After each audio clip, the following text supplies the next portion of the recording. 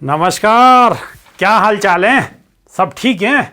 बहुत बढ़िया बहुत बढ़िया। अपनों और अपने इनको ख्याल रखो और जब टाइम मिले तो वीडियो देखो।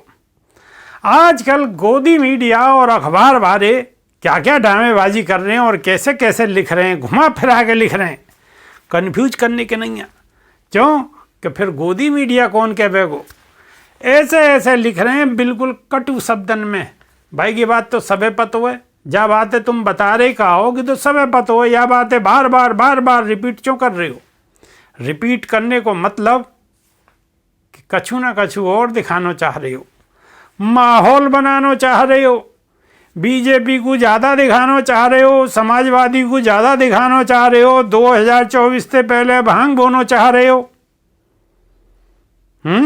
ये तो सभी मालूम है कि बीएसपी की स्थिति बढ़िया नहीं है। बढ़िया नहीं है तो या को मतलब ऐसा थोड़ी है कि हमेशा बढ़िया ही ना रहेगी। हैं? अरे पृथ्वी गोल है, कभी ऊपर कभी नीचे, कभी दिन कभी रात। ये तो समय को चक्र है, बदल तो रहे। कुदरत सबको समय लावे हैं। लेकिन ये मीडिया वाले घुमा फिरा के ऐसे प्रस्तुति करेंगे खबर की कि बस भूचाल मचा देंगे। बात को आप समझ गए होंगे। दरअसल में मीडिया पे और काम भी क्या है? कोई काम ना है, बस इंगे की उंगे, उंगे की इंगे, यही काम है और कोई काम ना। अब मैं आपको बताऊं कि यूपी में बहुजन समाज पार्टी की खस्ता हालत है। ये लिख रहे हैं हालत के पीछे की वजह मुस्लिम वोटर के समाजवादी पार्टी में शिफ्ट होने को बताए जाने वाली मायावती के सुर इन दिनों बदले हुए। ये कह रहे हैं मायावती के कभी करीबी माने जाने वाले नेता भी यह बार उनके आसपास नहीं दिख रहे। ऐसे में बीएसपी सुप्रीमो की राजनीतिक तैयारी और वैचारिक को लेकर तमाम सवाल उठ रहे हैं। आजकल यूपी में एक बेहद आम राजनीतिक सवाल पूछा जा रहा है। ये की बात कह रहे हैं मायावती को आपने पिछली बार सार्वजनिक रैली में कब देखो हो? यह सवाल को जवाब देना बीएसपी समर्थकन के लिए भी आसान नजर नहीं आवेगो। ये बात भी कह रहे हैं ऐसी क्या वजह है कि 4 बार की मुख्यमंत्री दलितन की जन नेता पिछले कछु दिनन ते सीन में उतनी ताकतवर मौजूद नहीं दिख रही हैं। खुद उनकी पार्टी के लोग ये अंदाजो नहीं लगा पा रहे हैं कि मायावती 2024 में कौन के साथ खड़ी नजर आएंगी। दलित आंदोलन के बाद यूपी में बसपा को जन्म हुआ और आज काशीराम की बनाई हुई कि पार्टी संघर्ष करती नजर आ रही है। मायावती के नेतृत्व में बसपा की रणनीति की दशा और दिशा को समझ पाना सबके लिए मुश्किल है। वो विधानसभा चुनाव में ब्राह्मण पर फोकस करने वाली बसपा फिलहाल यूपी में मुस्लिमन को दिल जीतने की कोशिश में जुटी है। सभी जीत रहे हैं। हाँ, कौन सी पार्टी है जो जीतना ना चाह रही है बताओ मुझको? हैं? यूपी विधानसभा चुनाव के नतीजन के तुरंत बाद मायावती ने मुस्लिमन को अपनी हार की वजह बताया। हाँ, वोट दे देती तो बाहर का होती, जीत होती, टकाटक जीत होती। मायावती ने कही कि मुस्लिमन ने सपा को समर्थन दे दियो। गोई अपर कास्ट दलित और ओबीसी ने सपा के सरकार आने के डरते बीजेपी को वोट कर दियो। मायावती ने या को एक सबक बताते हुए कही कि या तो उनकी पार्टी की रणनीति निर्धारित होगी। अब कछु महीना के भीतर ही मायावती के नेतृत्व में बसपा ने एक तरह से यूटर्न लियो है और पार्टी में मजबूत मुस्लिम नेताओं को शामिल करना शुरू कर दियो। तो यह में बुराई कहाँ है? अच्छी बात है ना भाई। हर आदमी करेगो, पार्टी हर पार्टी करेगी, हर पार्टी को नेता करेगो। पूर्व विधायक इमरान मसूद और शाह आलम उर्फ गुड्डू जमाली को यही कड़ी के में 2 गिनाम हैं जिन्हें बीएसपी की तरफ से अल्पसंख्यकन को लाने की जिम्मेदारी सौंपी गई है। जनसंख्या नियंत्रण और मदरसे जैसे संवेदनशील मामलों में मायावती के हालिया कछु बयान पर नजर डालें तो आप ये समझ पाओगे कि वो मुस्लिम समुदाय को पक्ष लेके उनमें अपनी पैठ मजबूत बनाने और सपा को कमजोर करने की कोशिश कर रही हैं। काय को कोई कोशिश ना कर रहा हो, अपनी पार्टी को मजबूत करने के नहीं है। बात तो बोली जाएंगी और जो सवाल हैं वो उठाए जाएंगे और उठाने भी चाहिए। यूपी में गैर मान्यता प्राप्त मदरसन के सर्वे की योगी सरकार के फैसले को मायावती ने विरोध करो और मायावती ने ट्वीट करके कही है कि सरकार उन प्राइवेट मदरसन में हस्तक्षेप की कोशिश कर रही है जो समुदाय की चंदाते चल रहे हैं। मायावती ने कही कि यह में अल्पसंख्यकन के मन में डर पैदा होगा। उन्हें सरकार के हस्तक्षेप को गलत बताते हुए कही कि या की बजाय सरकारी मदरसे और सरकारी स्कूलन की बदहाल स्थिति को सुधारने पर ध्यान दियो जानो चाहिए। तो ध्यान दो ना, क्या बुराई है ध्यान देने में, ध्यान तो देना ही पड़ेगा। सरकार का लिया हो या लिया हो। मायावती ने आगे कही है कि सत्ता में आने के लिए बीजेपी ने मुस्लिम तुष्टीकरण को मुद्दा बनाया और सत्ता में आने के बाद गो या समुदाय को निशाना बना रही है। यहाँ में कोई गलत बात ना, जग जाहिर है, आप सब लोग जानो। बीएसपी सुप्रीमो ने राष्ट्रीय स्वयंसेवक संघ आरएसएस की जनसंख्या नीति की वकालत को भी आड़े हाथों लियो है। मायावती एक तरफ मुस्लिमन को अपने पाले में करने की कोशिश में जुटी दिख रही हैं, लेकिन दूसरी तरफ ब्राह्मण उनकी राजनीति से गायब नजर आ रहे हैं। जब वक्त आवेगो तो वहाँ पे भी कोई फैसला लियो जाएगो, लेकिन फिलहाल वक्त ना है, वक्त के हिसाब से ही तो काम होगो। या में क्या बुराई है। एक वक्त में मायावती के बाद बसपा में दूसरे नंबर के ताकतवर नेता समझे जाने वाले पार्टी के महासचिव सतीश चंद्र मिश्रा सीन से पूरी तरह गायब हैं। हालांकि सतीश चंद्र मिश्रा अभी भी बीएसपी के साथ ही हैं, लेकिन उन्हें कोई नई भूमिका अब तक नहीं मिली है। जब जरूरत होगी बसपा सुप्रीमो अपने अब उन्हें भूमिका दे देंगी। टेंशन लेने की आप सब लोगों को कोई ज़रूरत ना है।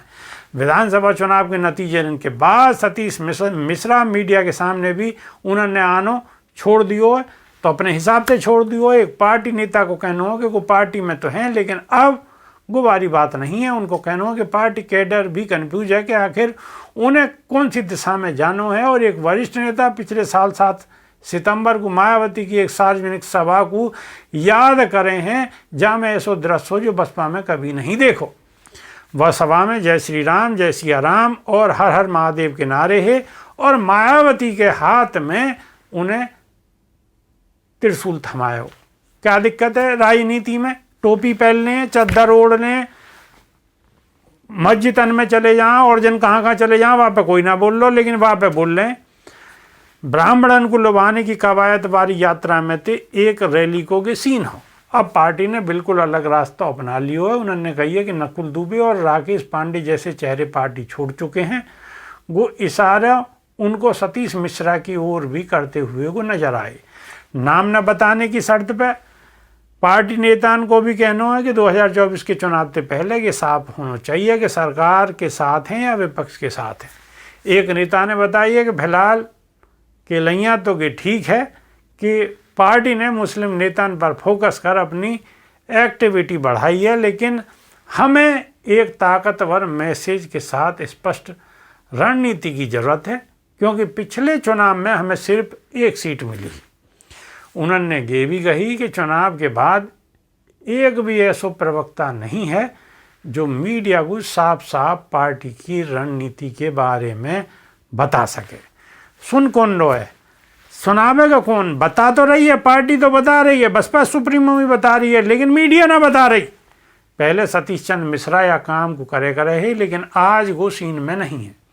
लेकिन 2007 से 2024 तक सतीश मिश्रा, नसीमुद्दीन सिद्दीकी और ब्रजेश पाठक मायावती के बहुत ज़्यादा करीबी है। और 2016 में ब्रजेश पाठक को पार्टी विरोधी गतिविधियों को आरोप लगाकर बीएसपी ने निष्कासित कर दिया। पार्टी से लिकारे जाने के बाद ब्रजेश पाठक ने पार्टी में अराजकता और भ्रष्टाचार होने की बात कही और 2017 के विधानसभा चुनाव के तुरंत बाद मायावती ने अपने एक दूसरे करीबी नसीमुद्दीन सिद्दीकी को भी ऐसे ही आरोप लगा कर पार्टी से लिकार दियो। ऐसे कोई ना लिकारे का ही है, कोई ना कोई वजह हो, बहुत लंबी चौड़ी, इतनी लंबी लंबी वजह हो। ऐसे में ब्रजलाल खाबरी, लालजी वर्मा और रामचर राजभर भी मायावती को साथ छोड़ गए।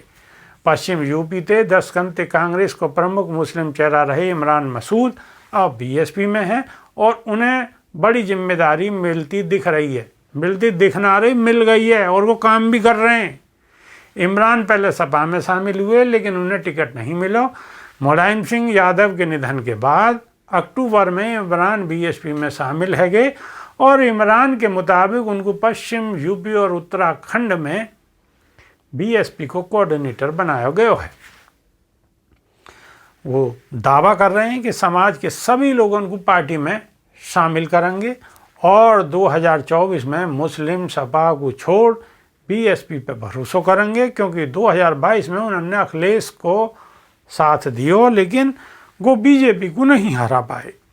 इमरान कह रहे हैं कि अब वो मुस्लिम बहन जी के लिए वोट करेगा और आप आने वाले लोकसभा चुनावन में दलित प्लस मुस्लिम के साथ अन्य समाज के कमज़ोर तबके को गठजोड़ देखोगे। समय के साथ साथ सब स्थिति परिस्थिति बदल जाएंगी, सब लोग जाने हैं। मायावती के भतीजे आकाश आनंद फिलहाल नेशनल कोऑर्डिनेटर हैं और यूपी के साथ साथ दूसरे कई राज्यों में भी सक्रिय हैं। पार्टी के लोगों को ये भी नहीं समझ आ रहा है कि उन्होंने दूसरी और कोई जिम्मेदारी क्यों नहीं मिली है। जब जिम्मेदारी की जरूरत होगी बसपा सुप्रीमो अपने आप जिम्मेदारी दे देंगे, आप लोग ज़्यादा टेंशन मत लो।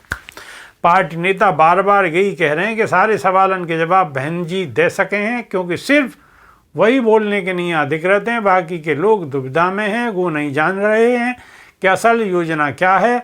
नाम न बताने की शर्त पर एक पूर्व विधायक कह रहे हैं कि बहन जी की माया बहन जी ही जाने, लेकिन अब पार्टी को मजबूत करना पड़ेगा या तो पहले हमारो बचा हुआ वोटर भी कहीं ना भाग जाए।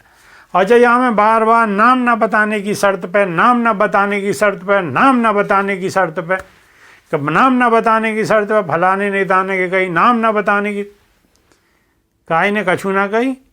हम बात को समझ गए कि आप गोदी मीडिया हो और गोदी मीडिया की तरह खबर को बना रहे हो, चला रहे हो और बिल्कुल लोगों को कंफ्यूज कर रहे हो।